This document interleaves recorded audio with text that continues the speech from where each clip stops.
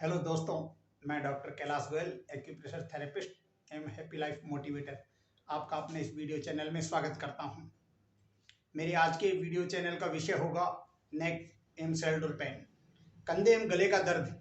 कंधे एवं गले का दर्द कैसे होता है और इसका प्राकृतिक उपचार क्या है। प्राकृतिक उपचार में अपन चर्चा करेंगे एक्यूप्रेशर और अन्य उपचार जो आप घर बैठे कर सकते हैं।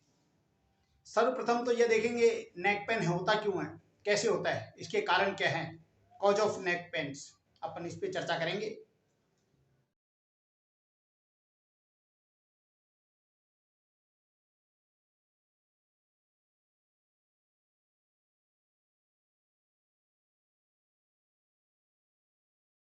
तो नेक पेन का सबसे बड़ा कारण है कि अपना पोस्चर सही नहीं होना।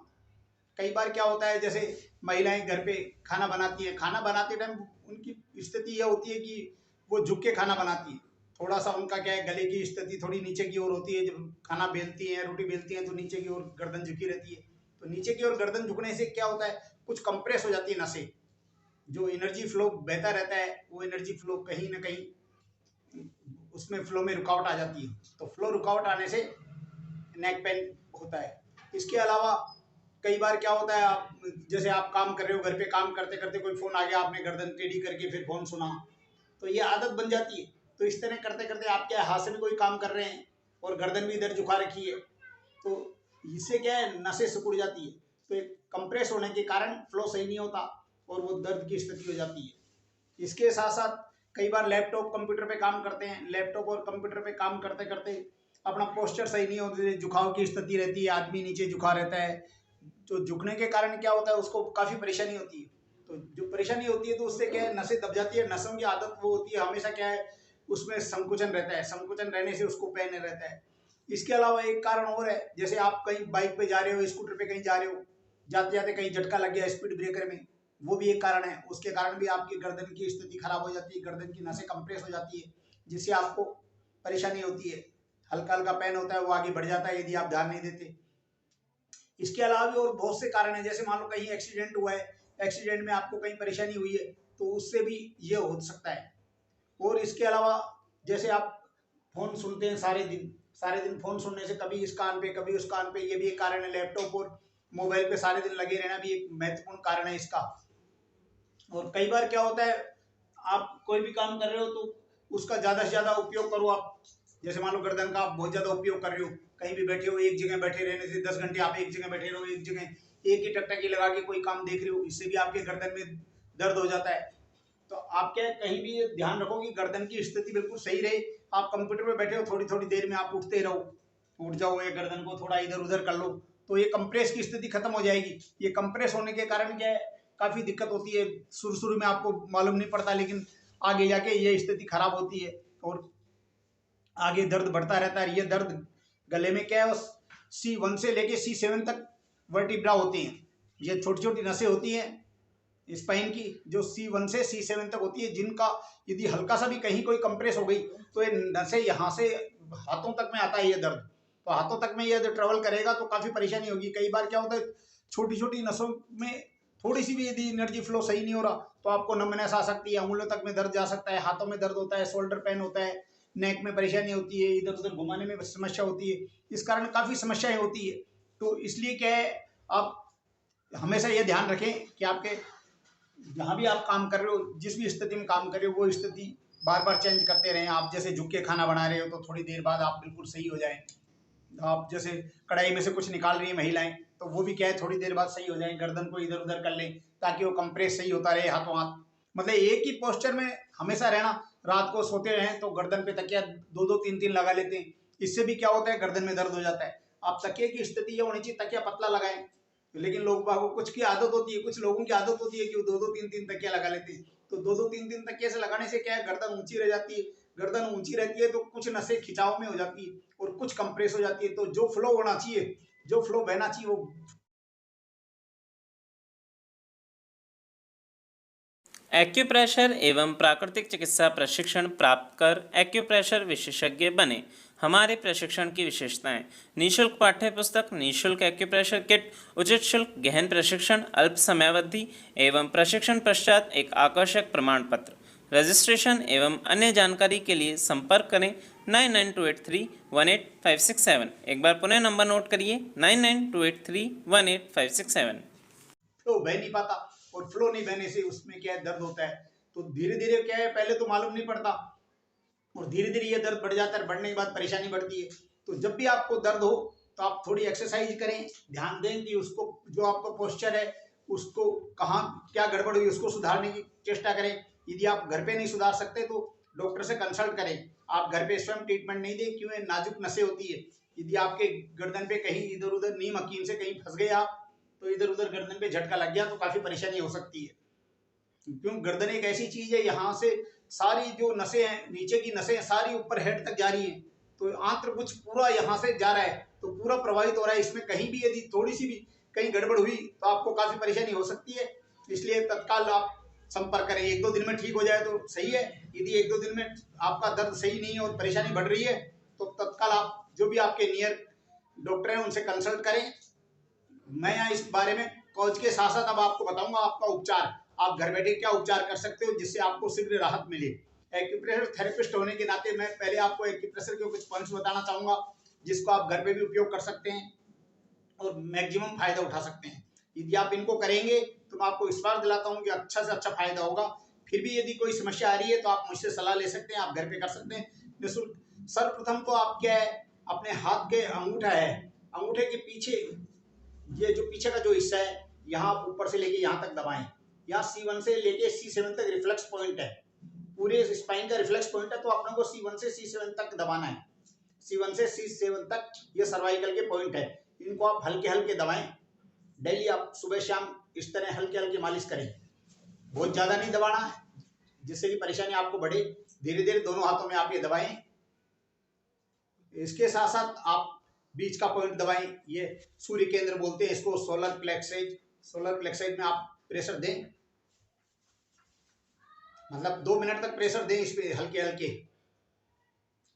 कम ज्यादा करते हुए धीरे धीरे प्रेशर दें। अंगूठे से या मिडिल फिंगर से, जैसे भी आप उचित समझे प्रेशर देते रहें। बीच में अंगूठे के पीछे देते रहें,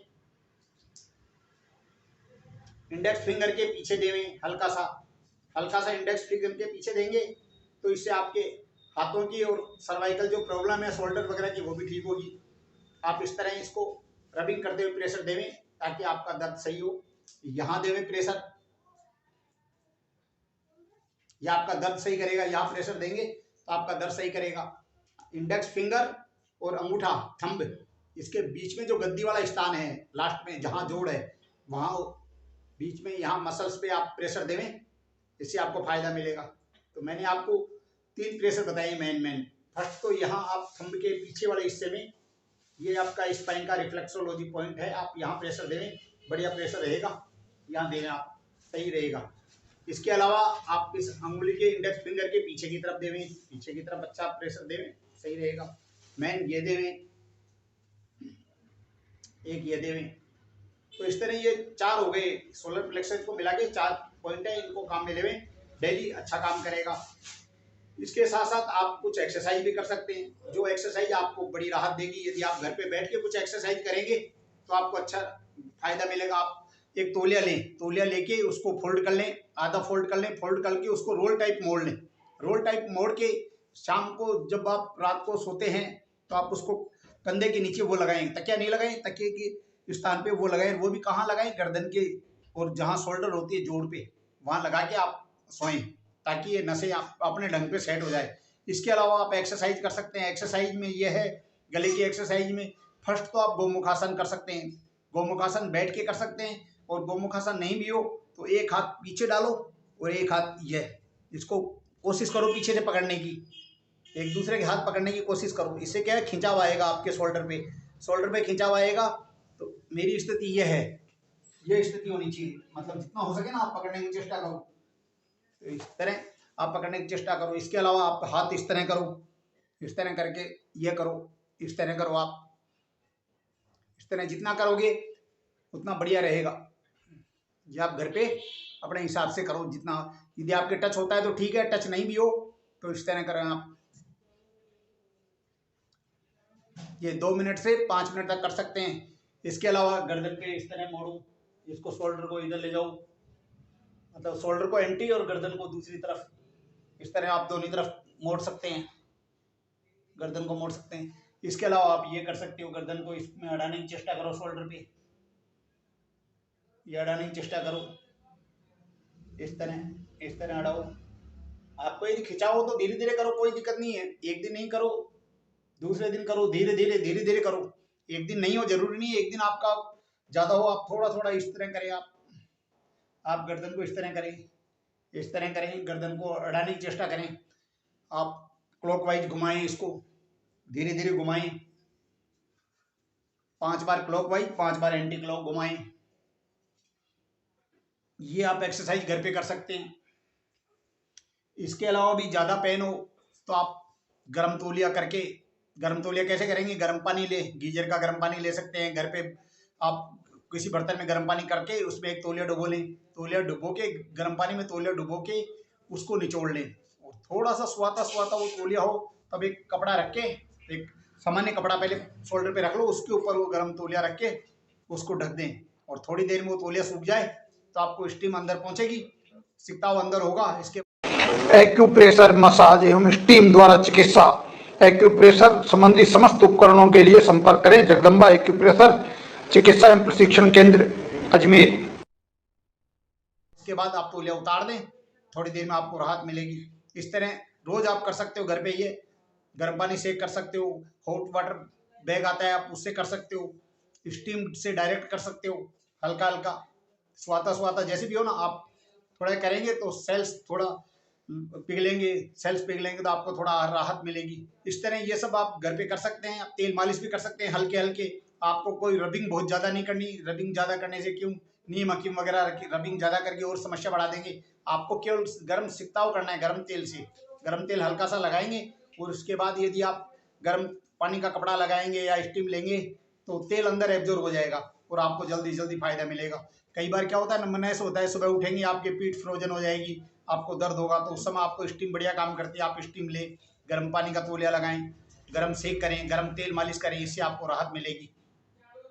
तो इन सभी कारणों का आप अवलोकन करें, इन सभी उपचारों का आप घर पे बैठ के प्रैक्टिस करें, आपको बहुत फायदा होगा। इसके बाद भी यदि आपके नेक में पेन रहता है तो आप डॉक्टर को दिखाएं, सोनोग्राफी कराएं, जो भी आप डॉक्टर सलाह दे आप वो कराएं, क्योंकि ज़्यादा है तो इसका मतलब कोई प्रॉब्लम गंभीर है, इसलिए आप दिखाएं बाद में।